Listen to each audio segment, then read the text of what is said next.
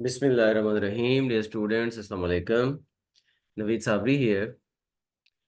आज हम current affairs and essay writing के आइडियाज़ से रिलेटेड इकोनॉमिक्स के बेसिक कॉन्सेप्ट पे बात करेंगे। क्योंकि ये जो लेक्चर बनाने का जो बेसिक पर्पस है वो मैंने ये देखा है कि स्टूडेंट्स जो CSS PMS या और competitive एग्जाम्स दे रहे होते हैं या इवन वन पेपर के एग्ज़ाम दे रहे होते हैं, उनको समटाइम्स इकोनॉमिक्स की चीज़ों को समझने की ज़रूरत पड़ती है और उनका इकोनॉमिक्स या कॉमर्स का या बिजनेस स्टडीज़ का बैकग्राउंड नहीं होता। अच्छा, जब उनको ये चीज़ें समझने की ज़रूरत पड़ती है तो वो फिर इसमें बड़ा प्रॉब्लम फील करते हैं। वो अगर तो इकोनॉमिक्स की कोई बुक पकड़ के उसको पढ़ना शुरू करें तो वो इतनी लंबी चौड़ी डिटेल्स होती हैं कि उन्हें समझ नहीं आती कि अब ये इसको कैसे पढ़ें। ठीक है, उन्हें किसी टीचर की भी ज़रूरत पड़ती है। और अगर वो ना पढ़ें तो उन्हें फिर उन आइडियाज़ की समझ नहीं आ रही होती जो डिफरेंट आर्टिकल्स में पढ़ते हैं, और फिर उसके बाद उन्हें कहीं ना कहीं उन्हें यूज़ करना होता है। तो इस मकसद के लिए फिर मैंने ये महसूस किया कि इकोनॉमिक्स के कुछ बेसिक कॉन्सेप्ट्स आपको ऐसे बताए जाएं कि एक आम स्टूडेंट जो कि जिसका लाइक लैंग्वेजेस का बैकग्राउंड है, उसने उसकी जो ग्रेजुएशन है वो इंग्लिश में है, उर्दू में है, या इवन पंजाबी में है, या किसी भी और लोकल लैंग्वेज में है, या इंटरनेशनल लैंग्वेज में है, या फिर दूसरी साइड पे जिसका सोशल साइंसेस का अदर बैकग्राउंड है कि वो सोशियोलॉजी से बिलोंग करता है, या उसका प्योर साइंसेस से ताल्लुक है कि वो बायोलॉजी, केमिस्ट्री, फिजिक्स, इस तरह के मैथमेटिक्स, इस तरह के सब्जेक्ट से वो उसका जो ग्रेजुएशन है, या वो डॉक्टर है, इंजीनियर है।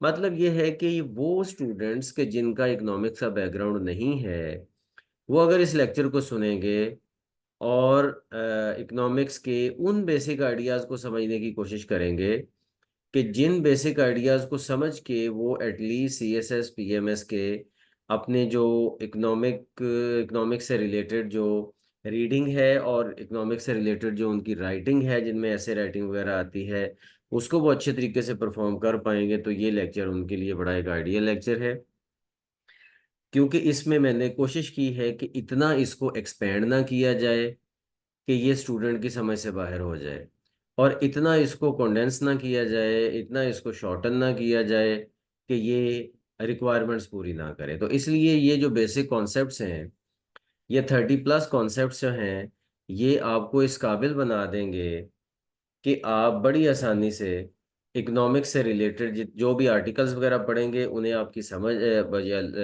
उनको उनकी समझ आपको आएगी। और अगर फिर आप इन टर्म्स को अपने एसेज वगैरह में यूज़ करेंगे तो सही तौर पर आप यूज़ कर पाएंगे। तो इसलिए इसको समझने की, इन सब आइडियाज़ को अच्छी तरह से समझने की ज़रूरत है। और अगर आप ये फील करें कि कोई आपने क्वेश्चन पूछना है तो वो कमेंट में पूछ सकते हैं, हम उनको आंसर ज़रूर करेंगे। इस हवाले से हमारी जो फर्स्ट टर्म है वो है इकोनॉमी। इकोनॉमी का बेसिक मतलब होता है स्केर्सिटी। स्केर्सिटी का मतलब होता है कमी। कमी, स्केर्सिटी का मतलब होता है फुकदान। तो इस हवाले से अगर हम इसको थोड़ा सा टेक्निकल वे में समझें तो इकोनॉमी बनती है, an economy is a system of inter related production and consumption activities that ultimately determine the allocation of resources with in a group. यानी कि प्रोडक्शन और कंजम्पशन, ये दो बेसिक एक्टिविटीज हैं जो कि इकोनॉमी में डिस्कस होती हैं, और इसके साथ आगे डिस्ट्रीब्यूशन भी है, वो हम आगे बात करेंगे उस पर। अब इसमें ओवरऑल अगर हम एक टेक्निकल वे में बात करें तो हम ये कहते हैं कि कोई भी एक बंदा या कोई ग्रुप ऑफ पीपल या कोई स्टेट गवर्नमेंट जो कि अपने प्रोडक्शन और कंजम्पशन की एक्टिविटीज को इंटर रिलेट करती है और उनको वेल कनेक्ट करके वो ये डिटरमिन करती है कि हमने अपने रिसोर्सेज को किस तरह से एलोकेट करना है, उसको हम कहते हैं इकोनॉमी। देखें, यहाँ स्केर्सिटी का भी मतलब जो है वो आपको मैंने बताया कि बेसिक मीनिंग इसका स्केर्सिटी है, फुकदान है इकोनॉमी का मतलब। तो अब यहाँ इसकी सेंस क्या बनती है? सेंस ये बनती है, स्टूडेंट्स ये जहन में रखें कि इंसान जो है उसके पास लिमिटेड रिसोर्सेज हैं और उसके पास अनलिमिटेड वांट्स हैं, अनलिमिटेड ख्वाहिशात हैं। एक अगर हम हर इंसान ये समझे, इंसान के लेवल पे समझे, तो हर इंसान ये समझता है कि ज़िंदगी की सारी ख्वाहिशात उसकी पूरी होनी चाहिए और ज़िंदगी की तमाम जो उसकी ज़रूरियात हैं, ज़रूरियात से ऊपर उठ के ख्वाहिशात, लग्जरीज, ये सब पूरी होनी चाहिए। उसकी कोशिश होती है और वो अपने लिए ज़्यादा से ज़्यादा, अच्छी से अच्छी, बेहतर से बेहतर लाइफ हासिल करने की कोशिश करता रहता है। और दूसरी साइड पे ये भी एक रियलिटी है कि उसकी जो इनकम है वो लिमिटेड है।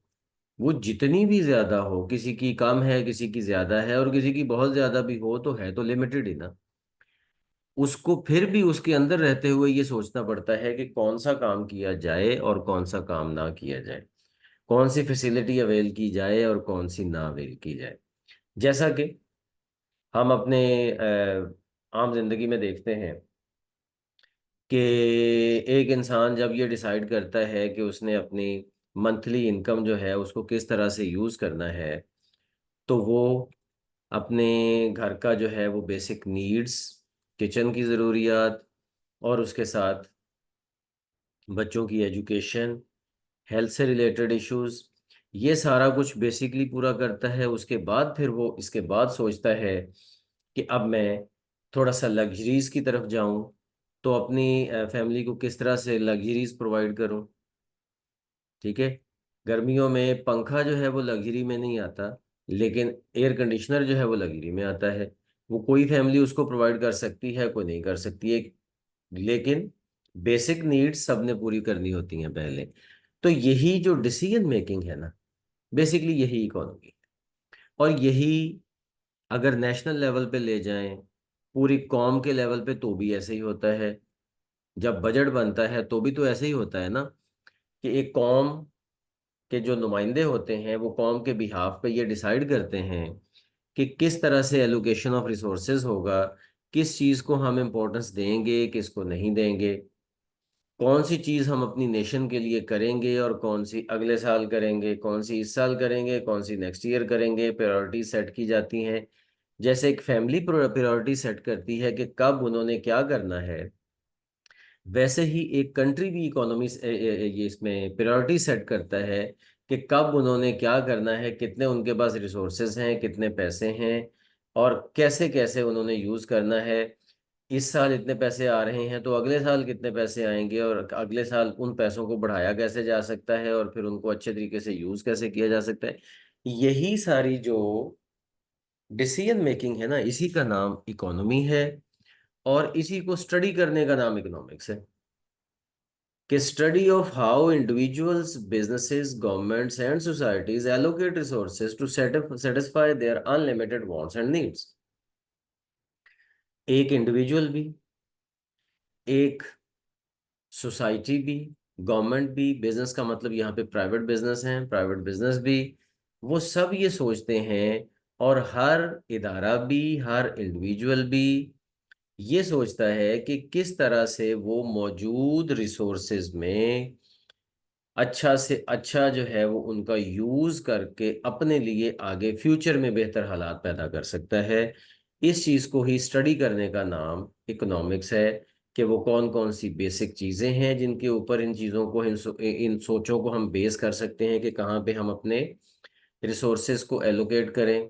कौन कौन सी ऐसी चीज़ें हैं कि जो हमें करनी चाहिए और हम नहीं कर रहे, कौन सी ऐसी चीज़ें हैं जो हम कर रहे हैं और इतनी ज़रूरी नहीं है, उन्हें छोड़ देना चाहिए। मतलब ये है कि यही चीज़ें जो डिसीजन मेकिंग है ना, इसी का नाम है इकोनॉमिक्स, इसको स्टडी करने का नाम। अच्छा, अब हम जब आगे चलते हैं, तो किसी भी इकोनॉमी के की कंपोनेंट्स क्या होते हैं? याद रखें, तीन की कंपोनेंट्स हैं: प्रोडक्शन, डिस्ट्रीब्यूशन और कंजम्पशन। सबसे पहले कि प्रोडक्शन, प्रोडक्शन का मतलब कि चीज़ें पैदा होती, अब पैदा होती हैं, चीज़ें भी हो सकती हैं, गुड्स भी हो सकती हैं, सर्विसेज भी हो सकती हैं। मतलब किसी भी इकोनॉमी में सबसे पहले चीज़ों का पैदा करना। अब वो जो पैदा करना है, वो अगर हम बेसिक लेवल पे देखें तो नेचुरल रिसोर्सेज होते हैं किसी भी कंट्री के पास, किसी भी इकोनॉमी के पास नेचुरल रिसोर्सेज हैं। उन नेचुरल रिसोर्सेज में एग्रीकल्चर भी है, उनमें मिनरल्स भी हैं, उनमें वहाँ के मौसम हैं, मौसम से आगे हासिल होने वाले फ़ायदे हैं, फिर उसके बाद कोई टूरिज्म से रिलेटेड चीज़ें, इस तरह से। मतलब ये है कि प्रोडक्शन वो है कि जो गुड्स या सर्विसेज हम पैदा करते हैं लोगों के इस्तेमाल के लिए और अपने मुनाफे के लिए, वो प्रोडक्शन है। फिर डिस्ट्रीब्यूशन है, डिस्ट्रीब्यूशन का मतलब कि उनको डिस्ट्रीब्यूट करते हैं दरमियान में वो वाले लोग जो उन प्रोडक्शन को कंज्यूमर्स तक पहुंचाते हैं, वो डिस्ट्रीब्यूशन वाले लोग हैं, वो डिस्ट्रीब्यूशन वाले इदारे हैं, वो डिस्ट्रीब्यूशन वाली एक्टिविटीज करते हैं। और उसके बाद आ जाता है कंजम्पशन। कंजम्पशन का मतलब है कंज्यूम करना। कंज्यूम करना मतलब आम जो एंड यूजर होता है ना, उसको हम कंजम्पशन कहते हैं। अब मैं आपको एक एग्जांपल देता हूँ, गुड्स में से भी और सर्विसेज में से भी आपको इसकी ये बात अच्छी तरह समझ आ जाएगी। मतलब किसी फैक्ट्री ने एक शैम्पू बनाया, वो उसकी प्रोडक्शन की एक्टिविटी है। वो शैम्पू दरमियान में दो तीन हाथों से होता हुआ, पहले उन्होंने किसी बड़े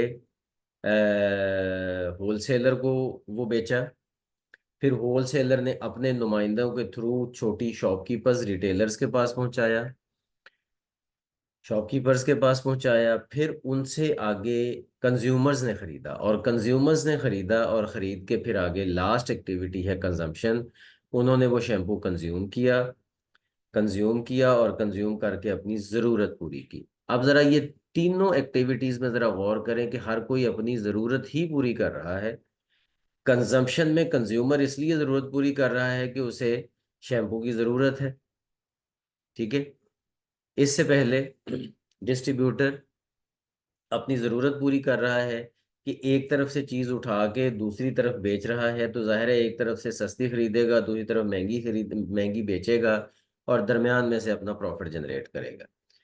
इससे पहले प्रोडक्शन थी, तो प्रोडक्शन में भी ऐसे ही है कि प्रोडक्शन फैक्ट्री ने रॉ मटेरियल खरीदा और रॉ मटेरियल खरीद के उन्होंने अपने फार्मूला की बेस पे वो चीज़ बनाई और बना के अपना प्रॉफिट जनरेट किया। मतलब इस तरह से प्रोडक्शन और डिस्ट्रीब्यूशन का मकसद है प्रॉफिट जनरेट किया जाए, प्रॉफिट बनाया जाए, और कंज्यूमर का मतलब है अपनी ज़रूरत पूरी की जाए और अपनी जो भी ज़िंदगी की ज़रूरत है वो पूरी की जाए। और बस यही चीज़ है जो टोटल इकोनॉमी है, की कंपोनेंट्स हैं। बाकी सब इनकी आगे फर्दर ब्रांचेज और सब चीज़ें बनती जाती हैं।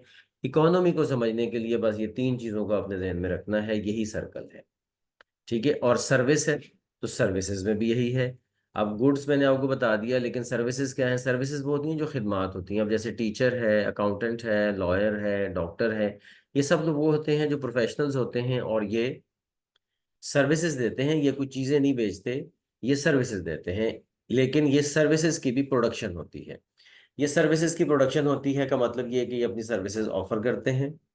फिर उसके बाद डिस्ट्रीब्यूशन। अब एक टीचर अपनी सर्विसेज ऑफर करता है, लेकिन वो डिस्ट्रीब्यूशन भी आगे है कि वो किसी इदारे में बढ़ाता है, वो इदारा उसकी सर्विसेज को मार्केट करता है, मार्केट करके उसके लिए एक अच्छा प्लेटफॉर्म अवेलेबल करता है, और एंड पे स्टूडेंट्स जो हैं वो टीचर की उस सर्विसेज को कंज्यूम करते हैं, वो कंजम्पशन आ जाती है।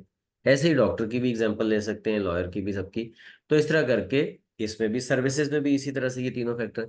मतलब आप ये समझ लें कि किसी भी इकोनॉमी को समझने के लिए आपको ये तीनों कंपोनेंट्स को अच्छी तरह समझना बड़ा ज़रूरी है। इसके बाद आगे चलते हैं तो इकोनॉमिक एजेंट्स। इकोनॉमिक एजेंट्स का मतलब कि कौन कौन सी वो चीज़ें हैं जो कि, कौन कौन से वो एजेंट्स हैं, कौन कौन से वो सब डिपार्टमेंट्स हैं, सेक्टर्स हैं जो कि इकोनॉमिक एक्टिविटी में हिस्सा लेते हैं और बेसिक इकोनॉमिक कंपोनेंट्स को जनरेट करते हैं, उनको अमल में लाते हैं। सबसे पहले इंडिविजुअल्स और हाउस होल्ड्स हैं, मतलब फैमिलीज हैं। ये सबसे बेसिक लेवल का एजेंट है, इकोनॉमिक एजेंट। ये भी उसी तरह से चीज़ों को, मतलब इकोनॉमी का एक पार्ट है, जिस तरह से कोई बड़े बड़े गवर्नमेंट लेवल के लोग इदारे हैं।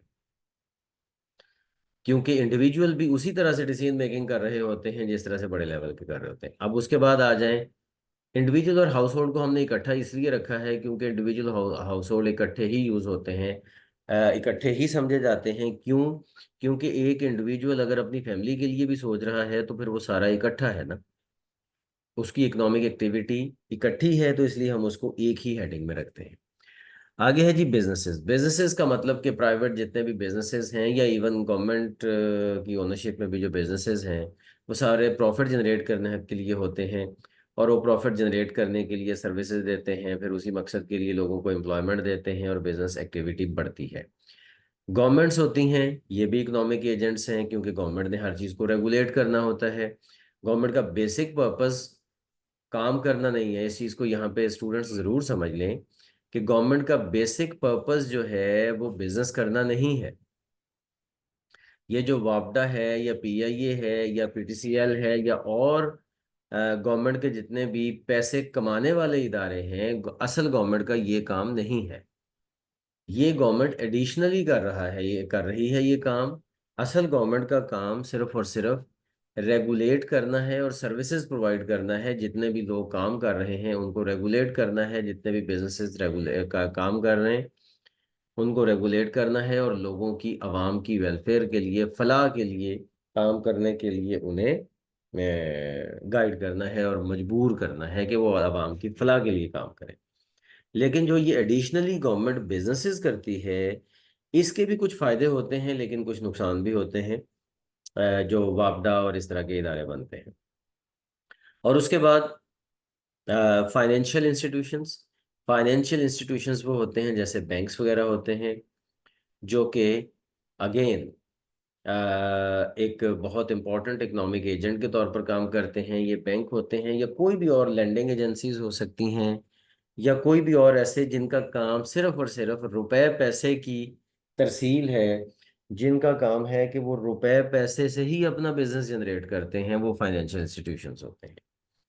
आगे चलते हैं तो इकोनॉमिक सेक्टर्स जो इकोनॉमी में चल रहे होते हैं, इन सब बातों के बैकग्राउंड में आपने वो इकोनॉमिक एजेंट्स लाजमी, इकोनॉमिक कंपोनेंट्स लाजमी जहन में रखने हैं: प्रोडक्शन, डिस्ट्रीब्यूशन और कंजप्शन।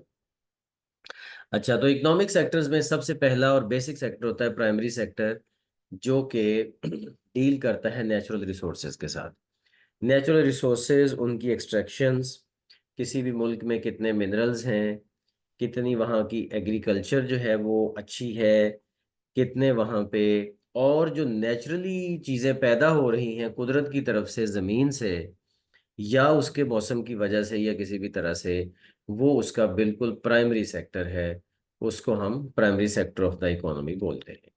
नेक्स्ट है सेकेंडरी सेक्टर। सेकेंडरी सेक्टर वो होता है कि जो उन नेचुरल रिसोर्सेज को लेके उससे फिर फर्दर मैन्युफैक्चरिंग करता है और अपनी बिजनेस एक्टिविटीज और इंडस्ट्रियल एक्टिविटीज करता है। तो इंडस्ट्रियल सेक्टर ज्यादातर सेकेंडरी सेक्टर में आता है, जिसमें के गंदम को लेके उससे आटा बनाना है, उससे ब्रेड बनानी है, उससे आगे फर्दर मैदा बनाना है और चीज़ें बनानी हैं।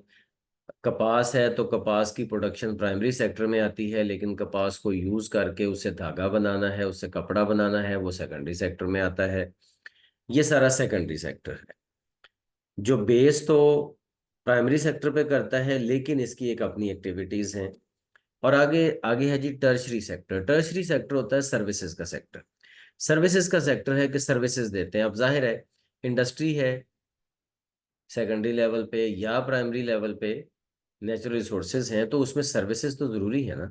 वहाँ पे एग्रीकल्चर के एक्सपर्ट्स की ज़रूरत पड़ती है, वहाँ पे इंडस्ट्री के एक्सपर्ट्स की ज़रूरत पड़ती है, वहाँ पे अकाउंटेंट्स की ज़रूरत पड़ती है, वहाँ पे मार्केटिंग के स्पेशलिस्ट लोगों की ज़रूरत पड़ती है।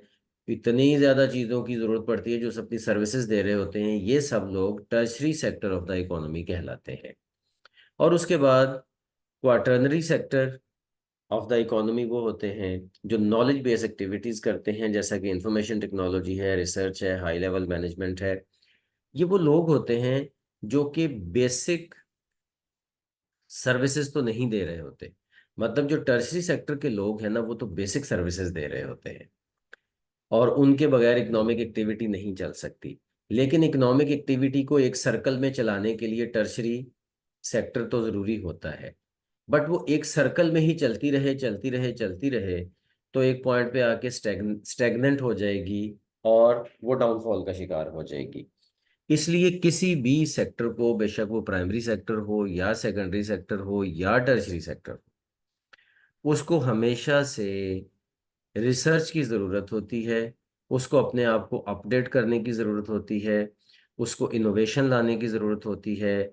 वो टेक्नोलॉजी के थ्रू, वो मॉडर्न थिंकिंग के थ्रू अपने आप को इम्प्रूव करने की ज़रूरत रखते हैं। और इस इम्प्रूव करने के लिए हाई लेवल दिमागों की भी ज़रूरत होती है, मैनेजमेंट की भी ज़रूरत होती है कि जो इस चीज़ सारी को प्लान करें। ऐसे सेक्टर को कहते हैं क्वाटरनरी सेक्टर, जो कि रिसर्च कर रहे होते हैं और रिसर्च करके प्राइमरी सेक्टर की एक्टिविटीज को इम्प्रूव करने की कोशिश करते हैं। यानी कि एग्रीकल्चर अगर उगाई जा रही है तो ज्यादा से ज्यादा प्रोडक्शन कैसे लेनी है, उस पर रिसर्च कर रहे होते हैं साइंटिस्ट किस्म के लोग। ये क्वाटरनरी सेक्टर में आते हैं। फिर आगे इंडस्ट्री में आ जाते हैं, तो इंडस्ट्री में कम कॉस्ट लगा के किस तरह से ज्यादा प्रॉफिट जनरेट करना है, इसके ऊपर रिसर्च एंड डेवलपमेंट के जो डिपार्टमेंट्स बने होते हैं अक्सर इंडस्ट्री में, वो सारे क्वाटरनरी सेक्टर में आते हैं। इसी तरह से टर्शरी सेक्टर में के अकाउंटेंसी है, टीचिंग है, लॉ है, सब में जो लोग अपनी सर्विसेज दे रहे होते हैं वो तो दे रहे होते हैं, लेकिन इन्हीं में सर्विसेज में जो इम्प्रूवमेंट के सेक्टर्स होते हैं, जो रिसर्च के सेक्टर्स होते हैं, किस तरह की इन इन सर्विसेज को बेहतर बनाया जा सकता है और इनमें नई से नई इनोवेशन लाई जा सकती है, वो भी क्वाटरनरी सेक्टर में ही आता है। तो इस तरह से ये इकोनॉमिक सेक्टर्स हैं जो कि इकोनॉमिक एक्टिविटी को आगे थ्रू करते हैं। इसके बाद आगे चलते हैं तो दुनिया में जो इकोनॉमिक सिस्टम्स पाए जाते हैं वो कितनी तरह के हैं। वो बेसिकली तीन तरह के हैं। एक इकोनॉमिक मार्केट इकोनॉमी है। मार्केट इकोनॉमी कैपिटलिज्म को कहते हैं। इसके ऊपर लंबी चौड़ी बहस तो हम इस वक्त नहीं कर सकते, क्योंकि हमारा ये इस वक्त मकसद ही नहीं है। हमारा मकसद तो बेसिक कॉन्सेप्ट्स को समझना है। आगे चल के इसके ऊपर एक बड़ा लेक्चर बनाएंगे इंशाल्लाह।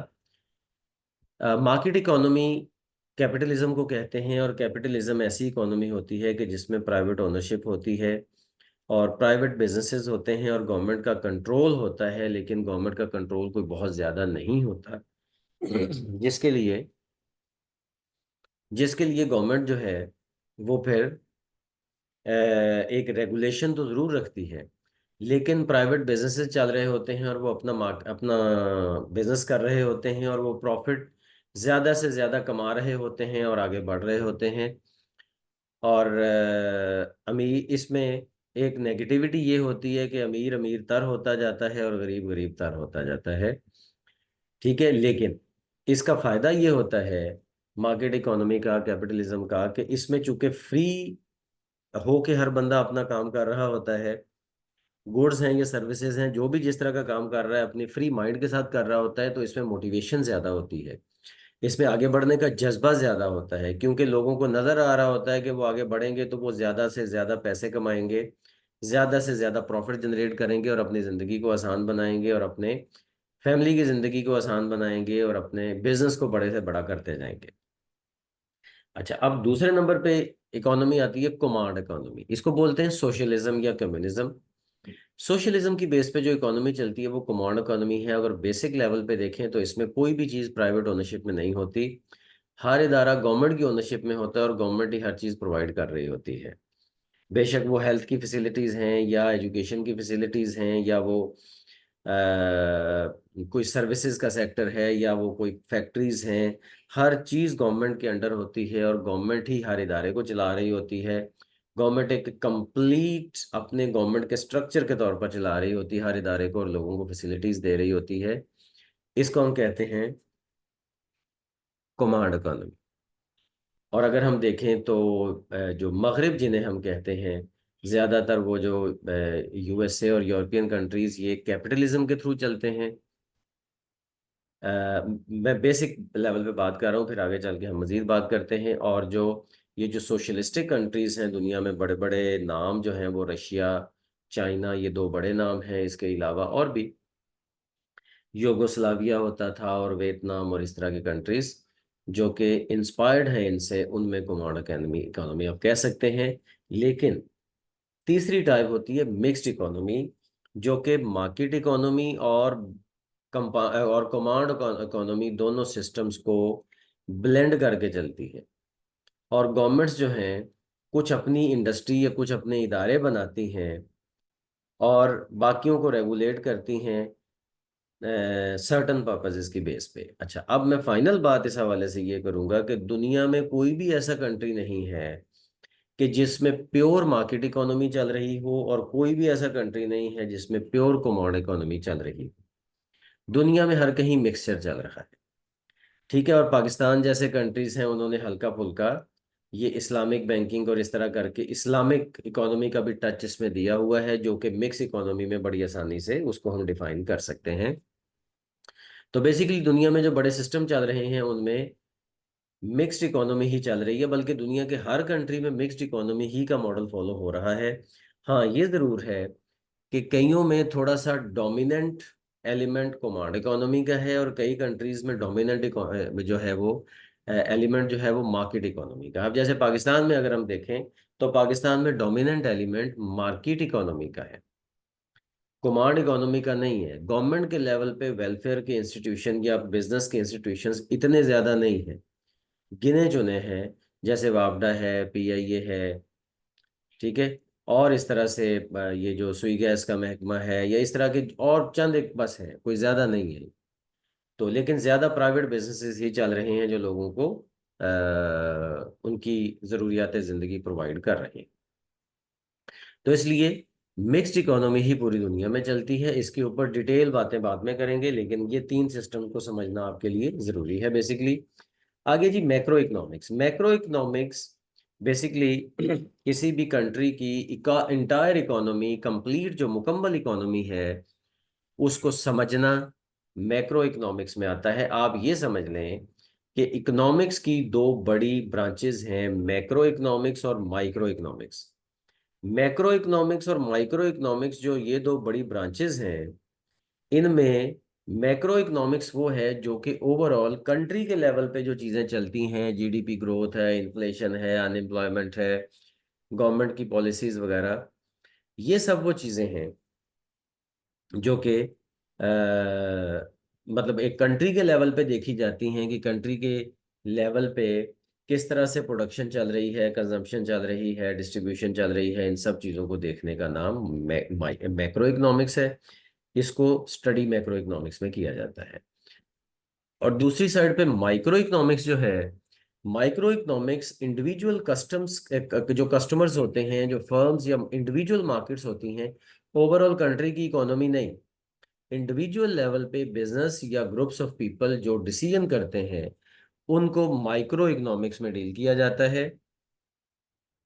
माइक्रो इकोनॉमिक्स में डील किया जाता है जिसमें सप्लाई एंड डिमांड और प्राइसिंग, कीमतें वगैरह, ये सब चीज़ें, रिसोर्सेज की एलोकेशन, और कैसे लिमिटेड रिसोर्सेज में रह के अपनी चॉइसेस बनानी हैं, ये सब चीज़ें जो इंडिविजुअल्स या ग्रुप्स ऑफ इंडिविजुअल्स डिसाइड करते हैं, उसको हम कहते हैं माइक्रो इकोनॉमिक्स। और ये स्टडी किस में किया जाता है? माइक्रो इकोनॉमिक्स में।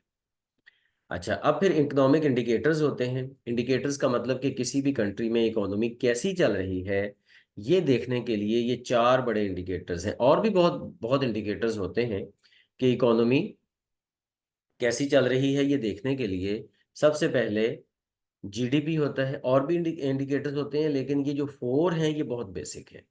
अगर ये फोर सही तरह हमें समझ आ जाए तो हम किसी भी कंट्री की इकोनॉमी को जज कर सकते हैं कि वो कैसी चल रही है। और पाकिस्तान की इकोनॉमी के हवाले से भी यही चार चीज़ें अगर आप स्टडी करें तो आपको अच्छा अंदाज़ा हो जाएगा कि पाकिस्तान की इकोनॉमी कैसी चल रही है और फ्यूचर में आगे कैसा चांस है।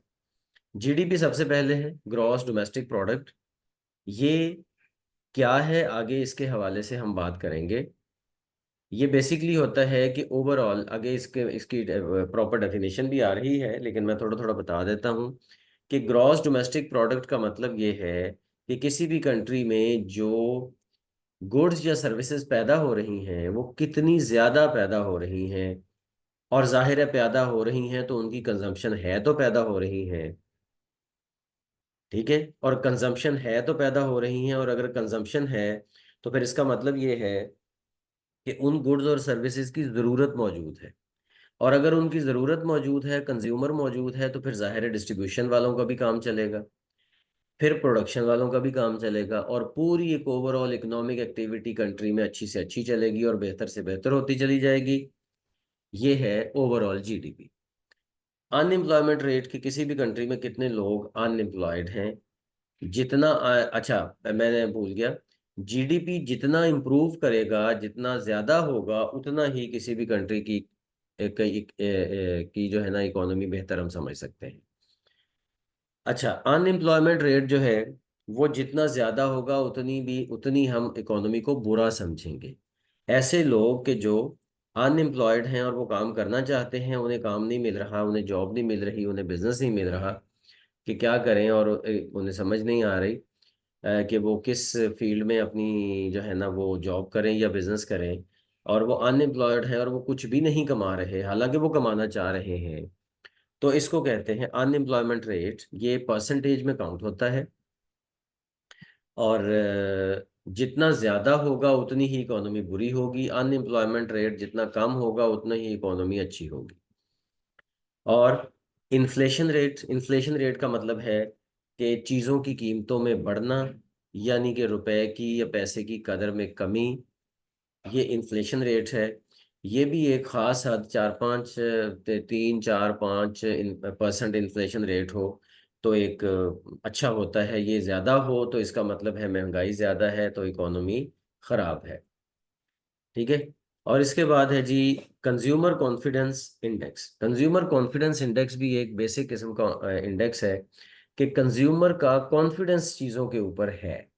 तो ये भी इकोनॉमिक एक्टिविटी को एक अच्छा इंडिकेटर है, जो पता चलता है कि इकोनॉमी अच्छी जा रही है, कि कंज्यूमर्स को जो चीज़ें मिल रही हैं क्या उनका कॉन्फिडेंस है कि ठीक मिल रही हैं या नहीं मिल रही हैं। फॉर एग्जांपल सर्विसेज में उनको टीचिंग जैसी मिल रही है, उनको मेडिकल फैसिलिटीज़ जैसी मिल रही हैं, वो उनके रिक्वायरमेंट के मुताबिक है या नहीं, उनका कॉन्फिडेंस है या नहीं है। अगर है तो इसका मतलब अच्छी इकोनॉमी जा रही है, और अगर इंडिकेट वो नहीं है कॉन्फिडेंस कंज्यूमर का, तो इसका मतलब है वो मजबूरन इस्तेमाल कर रहे हैं, जब उनको उनको इससे अच्छी ऑप्शन मिलेगी वो स्विच कर जाएंगे। इसका मतलब इकोनॉमिक एक्टिविटी कोई अच्छी नहीं है, कंज्यूमर का कॉन्फिडेंस अच्छा नहीं है। तो कंज्यूमर कॉन्फिडेंस इंडेक्स भी बहुत मैटर करता है। ये 4 बेसिक इंडिकेटर्स होते हैं। अच्छा, फिर इसमें सप्लाई और डिमांड देखनी पड़ती है। याद रखें, सप्लाई और डिमांड किसी भी मार्केट की बेसिक चीज होती है, ठीक है। किसी भी सोसाइटी में, किसी भी कंट्री में कोई भी चीज की प्रोडक्शन उस वक्त होती है जब उसकी कंजम्पशन की एक्सपेक्टेशन होती है, जब उसके कंज्यूमर्स मौजूद होते हैं, ठीक है। तो इसका मतलब ये हुआ कि किसी भी चीज की जब डिमांड पैदा होती है तो ही उसकी सप्लाई होती है। तो डिमांड हम कहते हैं किसी भी चीज की desire of for the product in an economy is called demand. और फिर उस इकोनॉमी के अंदर उस प्रोडक्ट की सप्लाई, उसकी अवेलेबिलिटी, वो सप्लाई कहलाती है। तो डिमांड और सप्लाई किसी भी इकोनॉमी के वो बेसिक फैक्टर्स होते हैं जिनकी बेस पे प्राइस वगैरह डिटरमन होती है और क्वांटिटी डिटरमन होती है। कितनी डिमांड है उसके मुताबिक ही क्वांटिटी डिटरमन होगी ना। किसी भी चीज़ की डिमांड अगर ज़्यादा होगी तो सप्लाई भी आहिस्ता आहिस्ता ज़्यादा होती जाएगी, डिमांड कम होगी तो सप्लाई भी कम होती जाएगी। फिर उसके बाद प्राइस। प्राइस अगर किसी चीज़ की डिमांड मौजूद है लेकिन सप्लाई कम है तो प्राइस ज़्यादा हो जाएगी। अगर चीज़ की डिमांड मौजूद है और सप्लाई ज़्यादा है, डिमांड भी ज्यादा है सप्लाई भी ज्यादा है, तो प्राइस उसकी कम हो जाएगी और एक सर्टन लेवल पे रहेगी, या एक अपना सर्टन लेवल पे वो वो स्टेगनेंट रहेगी। और अगर किसी चीज की डिमांड कम है और सप्लाई ज्यादा है तो ऑब्वियसली उसकी कीमत कम होती जाएगी और आहिस्ता आहिस्ता उसकी सप्लाई भी कम हो जाएगी। तो इस तरह करके ये चीजें एक दूसरे के साथ मिल के चलती हैं। मार्केट मार्केट क्या है? मार्केट एक फिजिकल या वर्चुअल ऐसी प्लेस है। फिजिकल प्लेस का मतलब कि वाकई जो बाजार वगैरह में हम जाते हैं वो फिजिकल प्लेस है। वर्चुअल प्लेस का मतलब कोई भी माइंड में जो सोच वाली प्लेस होती है वो भी, और ऑनलाइन ऑनलाइन जो हमारी मार्केट अब चल रही है वो भी वर्चुअल प्लेसेस हैं। मतलब जहाँ पे बायर और सेलर आपस में इंटरेक्ट करते हैं और अपनी गुड्स और सर्विसेज की एक्सचेंज करते हैं और उनको बेचते हैं, खरीदते हैं, उसको हम कहते हैं, उस जगह को मार्केट कहते हैं। गुड्स हम कहते हैं वो टेंजिबल चीजें, वो मादी चीजें कि जो हम बेचते हैं या खरीदते हैं, वो गुड्स है। सर्विसेज क्या है? सर्विसेज वो इनटेंजिबल चीजें हैं, वो गैर मादी चीजें हैं कि जो जिनकी ज़रूरत होती है और वो पैदा की जाती हैं और फिर आगे कंज्यूम की जाती हैं, उनको सर्विसेज कहते हैं। इसके बारे में पहले भी हम बात कर चुके। स्केर्सिटी का मतलब भी मैं आपको बता चुका पहले कि स्केर्सिटी का मतलब होता है किसी भी अनवांटेड वांट्स के टाइम पे लिमिटेड रिसोर्सेज के अंदर रहते हुए चीज़ों को अच्छे तरीके से अपनी ज़रूरियात को पूरा करना, ये स्केर्सिटी है। और ये समझा जाता है कि हर वक्त हर चीज़ एक ही जैसी अवेलेबल नहीं होती। अगर हमें आज चीज़, कोई भी चीज़ एक बहुत बड़ी क्वांटिटी में अवेलेबल है, तो हमें ये चाहिए कि हम उसको आज भी एहतियात से यूज़ करें, आज भी एहतियात से इस्तेमाल करें और आगे फ्यूचर के लिए उसे बचा के रखें। फॉर एग्जांपल, अगर हमारे पास कंट्री में सुई गैस के वाफर ज़राए मौजूद हैं, तो इसका मतलब ये नहीं है कि हम उसको फजूल खर्च करके और उसको हम ज़ाय करें। ठीक है। स्केर्सिटी फिर भी ज़रूरी है कि हम आने वाली नस्लों के लिए उसको बचाएं और आज भी इतने एहतियात से इस्तेमाल करें कि हमारी ज़रूरतें भी पूरी हो जाएं और वो चीज़ ज़ाय भी ना हो, और वो सुई गैस ज़ाय भी ना हो। इसलिए स्केर्सिटी हमेशा से ज़रूरी होती है। बेसिक बेसिक कोई चीज़ वाफर मिकदार में भी मौजूद हो तो हमें उसे फ्यूचर की जनरेशन के लिए बचाना होता है। और अगर कोई चीज़ कम मिकदार में मौजूद है तो जाहिर है उसके लिए तो हमें बहुत ही सोच समझ के फैसला करना होता है। अपॉर्चुनिटी कॉस्ट, ये भी एक बहुत कॉमन टर्म है जो कि आपको लाजमी समझनी चाहिए। अपॉर्चुनिटी कॉस्ट का मतलब ये होता है कि पहले तो आप इसका ये टर्म देख लेना कि इसमें वर्डिंग क्या यूज हुई है, कि the value of the next best alternative that must be given up when a choice is made. मतलब स्केर्सिटी के टाइम पे हम कोई ना कोई चॉइसेस बनाते हैं ना। तो जब आप कोई इकोनॉमिक चॉइस करते हैं, जब भी आप कोई इकोनॉमिकली डिसीजन करते हैं कि आप एक चीज को चूज करते हैं, तो उसको चूज करने के लिए जो चीज आप छोड़ रहे हैं वो उसकी अपॉर्चुनिटी कॉस्ट है। जिस चीज को आप छोड़ रहे हैं ना, वो उसकी अपॉर्चुनिटी कॉस्ट है। फॉर एग्जाम्पल, फॉर एग्जाम्पल, आप अपने बच्चे को तालीम दिलवाने के लिए इतने पैसे आप पैदा करने के लिए और रिसोर्सेज को यूज करने के लिए आप अपना बिजली का बिल कम करते हैं, और बिजली का बिल कम करने के लिए आप एसी चलाना छोड़ देते हैं, हालांकि एसी आपके पास मौजूद है। तो इसका मतलब है जो एसी चलाना आपने छोड़ा है वो आपकी अपॉर्चुनिटी कॉस्ट है for the education of your child. ठीक है। तो अपॉर्चुनिटी कॉस्ट का मतलब वो कॉस्ट के जो आप किसी भी एक फैसिलिटी लेने के लिए छोड़ते हैं। ठीक है। अपॉर्चुनिटी कॉस्ट है। अपॉर्चुनिटी कॉस्ट पैसों की टर्म्स में भी हो सकती है, वो सहूलियात की टर्म में भी हो सकती है, वो किसी भी टर्म में हो सकती है। लेकिन एट द एंड हर चीज आके जो कल्मिनेट होती है वो पैसों ही पे होती है। क्योंकि अगर पैसे हों तो एसी भी चलाया जा सकता है, क्योंकि उधर बिजली तो मौजूद है जिसको यूज आप कर सकते हैं। लेकिन अपॉर्चुनिटी कॉस्ट के हिसाब से जब हम बात करते हैं, तो फॉर एग्जांपल, मैंने ये देखना है कि एक टाइम पे मुझे एक बेड की भी ज़रूरत है, और दूसरे टाइम और उसी टाइम पे मुझे कंप्यूटर लेने की भी ज़रूरत है। तो अब मेरे पास ये चॉइस होगी कि मैं उनमें से कोई एक चूज करूं। तो फॉर एग्जांपल, मैं कंप्यूटर लेता हूं तो कंप्यूटर मैंने ले लिया, लेकिन जो उसकी मैंने अपॉर्चुनिटी कॉस्ट दी है वो ये है कि मैंने बेड छोड़ा है। और अगर मैं बेड खरीद लूं और कंप्यूटर छोड़ दूं तो वो मेरी अपॉर्चुनिटी कॉस्ट कंप्यूटर बन जाएगा। तो इसका मतलब ये है कि जो चीज़ हम अपने किसी भी चीज़ के लिए छोड़ते हैं वो हमारी अपॉर्चुनिटी कॉस्ट होती है। इसके बाद आगे चलते हैं। तो आगे है जी कॉस्ट एंड बेनिफिट एनालिसिस। ये भी एक इम्पॉर्टेंट टर्म है जो आपको पता होनी चाहिए। A decision making process that involves comparing cost of an action to the benefit it will bring. ये कॉस्ट बेनिफिट एनालिसिस है, और ये डिटर्मन करता है to determine whether an action is worth while और नॉट। ये जरा ध्यान में रखें कि हर बंदा जब भी एक चॉइस करता है इकोनॉमिकली अपने पैसे को खर्च करने के लिए, एक बंदा भी और एक इंडिविजुअल, एक गवर्नमेंट भी और एक बिजनेस भी और एक सब, मतलब एक ओवरऑल कोई भी एंटिटी जब ये डिसीजन कर रही होती है कि उसने पैसे कहाँ पे लगाने हैं, तो वो ये देखती है कि कहाँ पे उसको फायदा ज्यादा मिलेगा। तो वो जो एनालिसिस करना होता है ना, उसको हम कहते हैं कॉस्ट एंड बेनिफिट एनालिसिस, कि मुझे इतनी कॉस्ट लगा के बेनिफिट कहाँ से ज्यादा मिलेगा। मैं अगर वही अपॉर्चुनिटी कॉस्ट वाली एग्जांपल लूं, कंप्यूटर और बेड वाली, तो मैं ये देखूंगा कि इस वक्त मेरी ज्यादा जरूरत किस चीज की है। और वो जो ज्यादा जरूरत है वो हालात के पेश नजर भी हो सकती है, वो इन हालात के पेश नजर भी हो सकती है, वो जो मौसम चल रहा है उसके मुताबिक भी हो सकती है, वो किसी भी तरह से हो सकती है। तो इसलिए वो जो एनालिसिस हम करते हैं और सोचते हैं कि हमें किस चीज को प्रेफर करना चाहिए और किधर हमें पैसे लगाने चाहिए और किधर अभी नहीं लगाने चाहिए, इस पूरे एनालिसिस को हम बोलते हैं कॉस्ट एंड बेनिफिट एनालिसिस। और ये हमें एक इंडिविजुअल के तौर पर भी करना पड़ता है और एक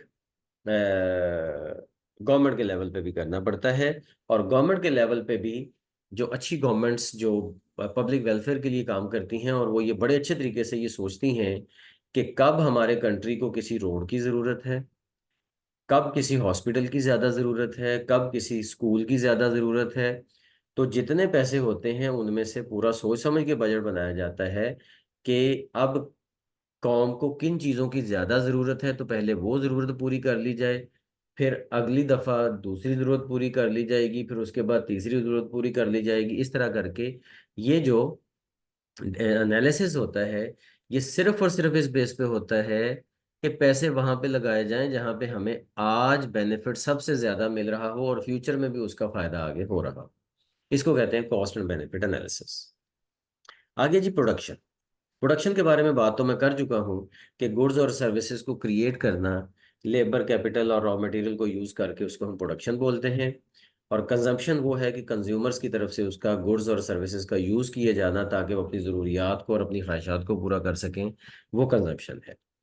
यूटिलिटी का मतलब होता है satisfaction derived from consuming a good और सर्विस।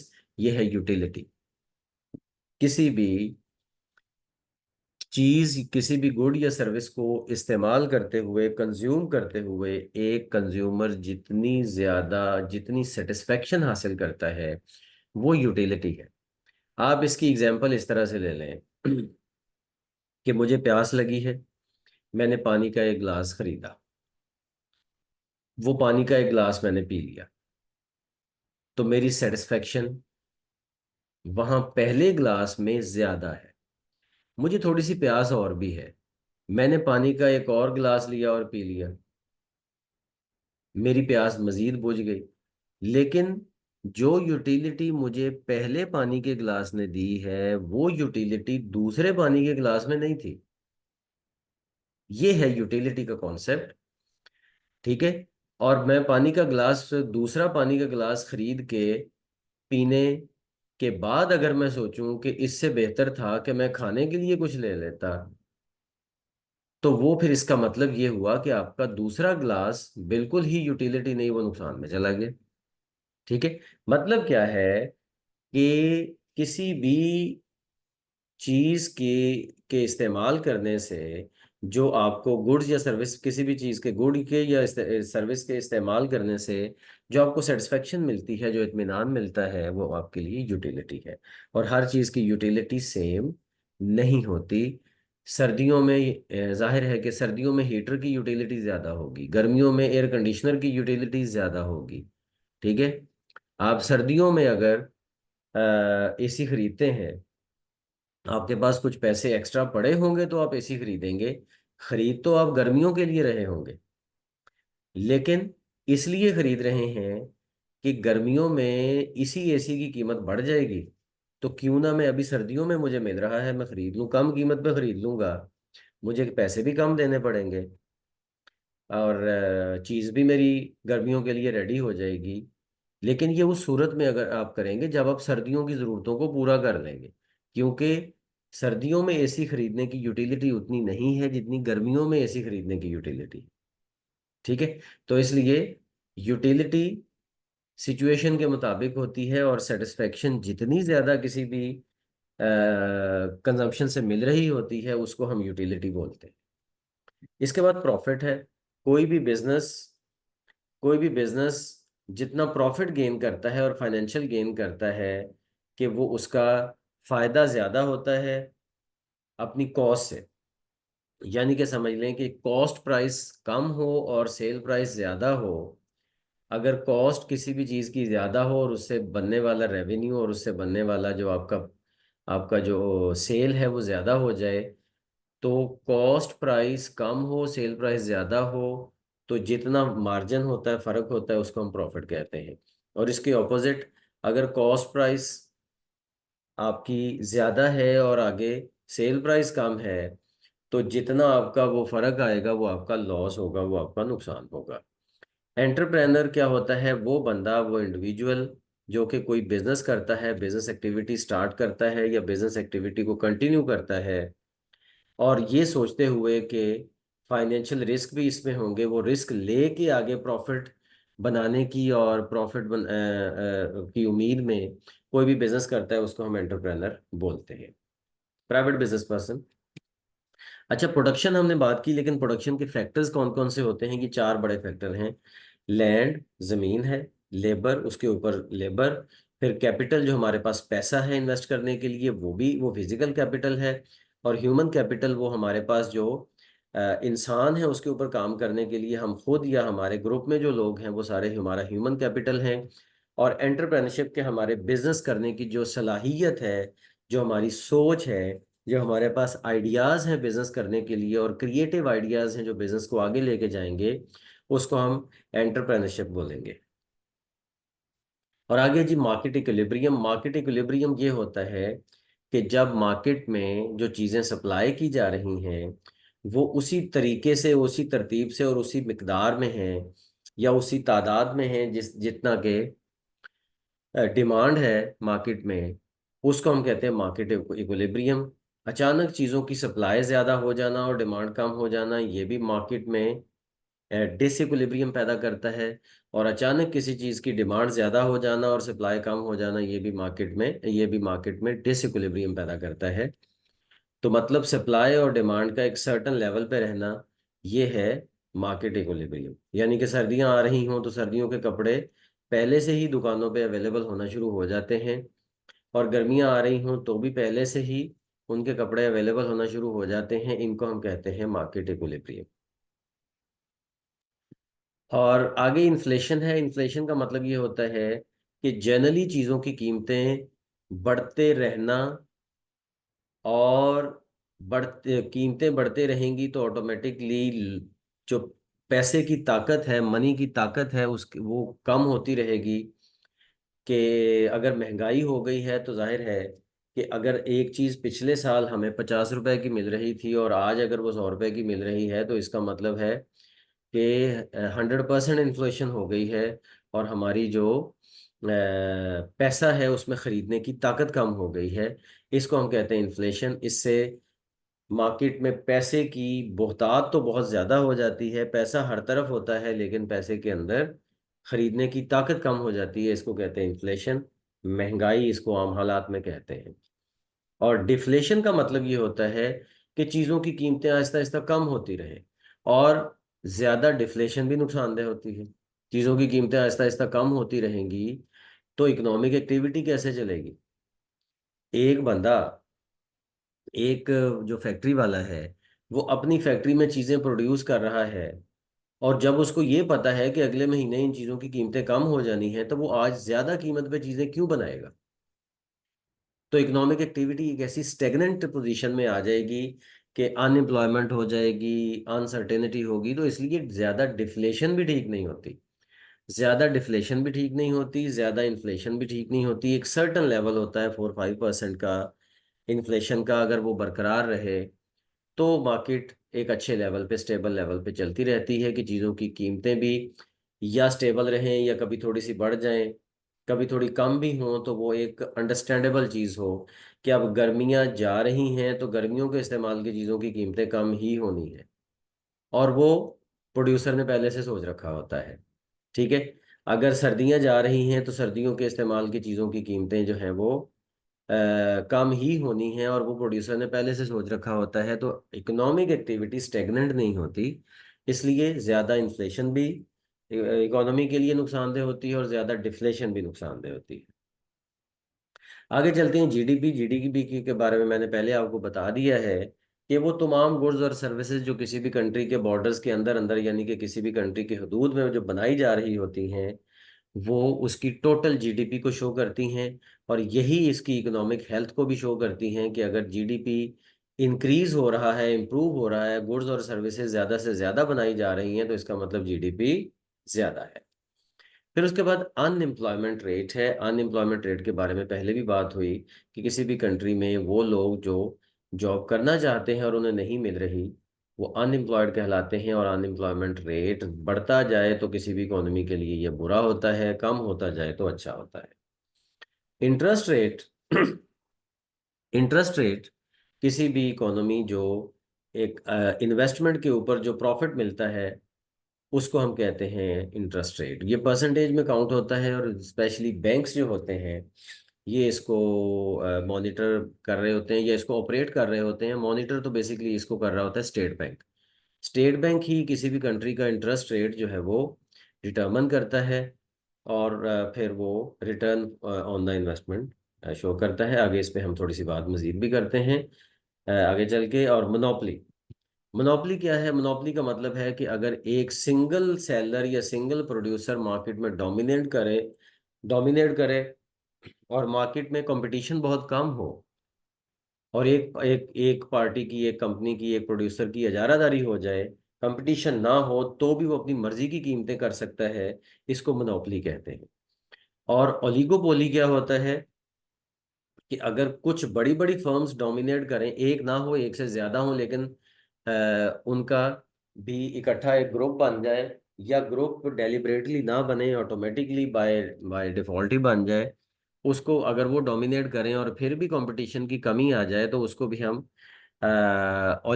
ओलिगोपोली बोलते हैं, और ये भी मार्केट के लिए कोई अच्छी चीज नहीं होती। आगे जी, मार्केट फेलियर। मार्केट फेलियर का मतलब ये होता है कि मार्केट अपने रिसोर्सेज को प्रॉपरली एलोकेट नहीं कर रही, एफिशिएंटली एलोकेट नहीं कर रही, और इसमें गवर्नमेंट की इंटरवेंशन की ज़रूरत है। उसको हम मार्केट फेलियर कहते हैं। मार्केट फेलियर का मतलब ये है कि अब मार्केट में अगर सब्जियों की कीमतें जो हैं,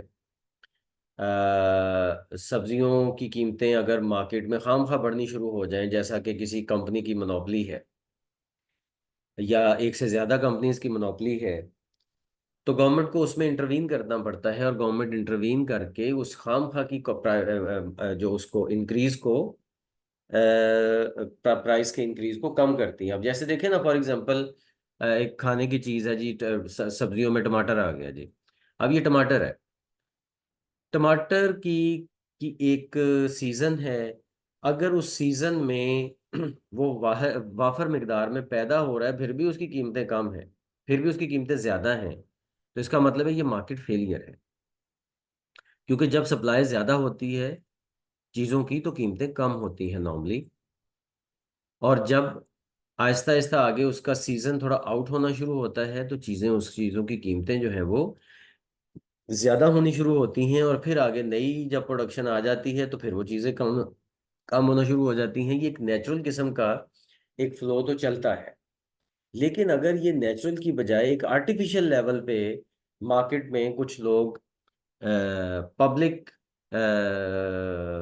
माफियाज बन जाए, मतलब पब्लिक को जो है ना वो इस उनकी इंटरेस्ट को डैमेज करना शुरू करें और माफियाज बन जाएं, तो उसको मार्केट फेलियर कहते हैं। मतलब किसी भी सूरत में, ये तो मैंने प्राइस की एग्जांपल ली है ना, किसी भी सूरत में अगर गवर्नमेंट को इंटरवीन करना पड़ता है मार्केट के फंक्शंस में, तो उसको उस सिचुएशन को मार्केट फेलियर बोलते हैं।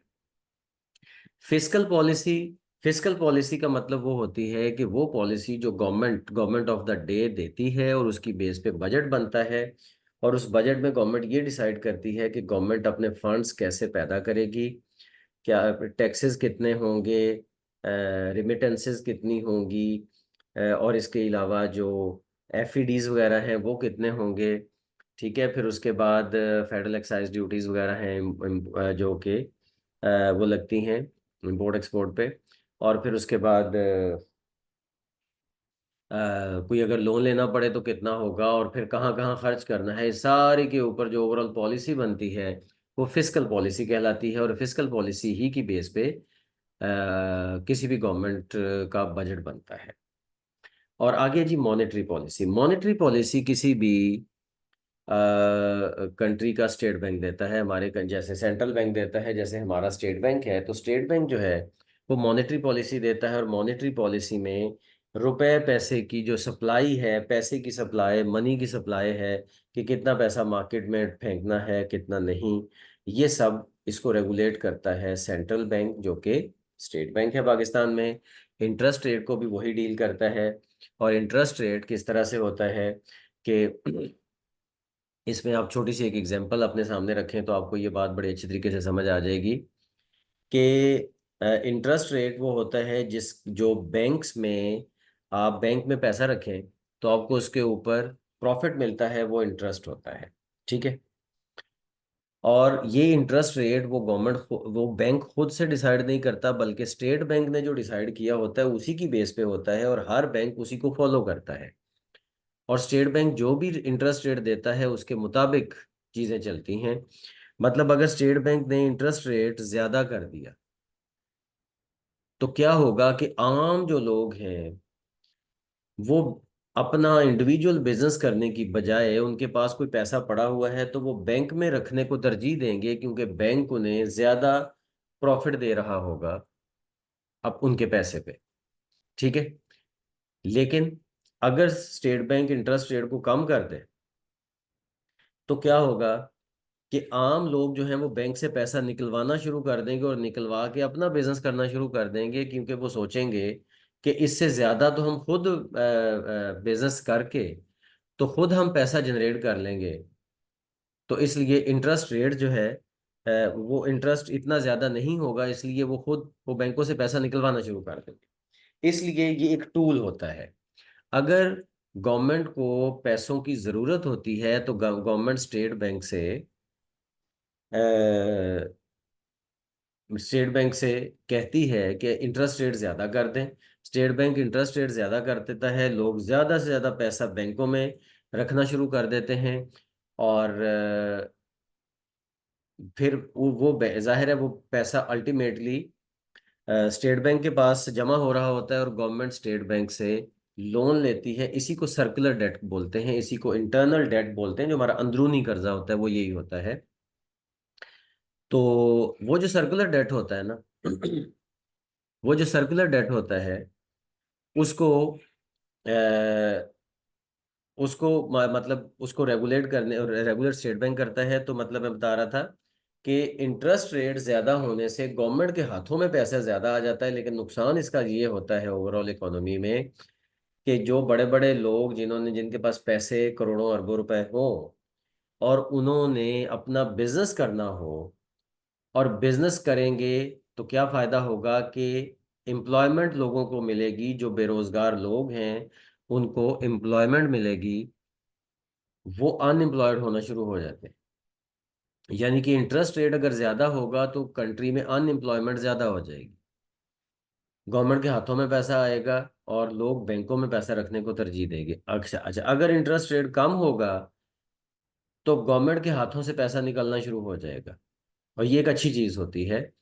गवर्नमेंट का पैसे के ऊपर कंट्रोल कम होना शुरू हो जाएगा, जिससे कि लोगों की इकोनॉमिक एक्टिविटी बढ़ेगी, अनएम्प्लॉयमेंट कम होगी, लोगों को एम्प्लॉयमेंट ज़्यादा मिलेगी, जिससे ओवरऑल इकोनॉमिक एक्टिविटी पूरे कंट्री में ज़्यादा होगी। तो इसलिए ये हर चीज़ का ज़ाहिर है फायदा फायदा और नुकसान होता है। और किसी सर्टन सिचुएशन में ये होता भी है कि गवर्नमेंट को एक पॉजिटिवली देखते हुए गवर्नमेंट को पैसे को अपने हाथ में रखना पड़ता है। सम टाइम इन्फ्लेशन को कंट्रोल करने के लिए भी ऐसा किया जाता है।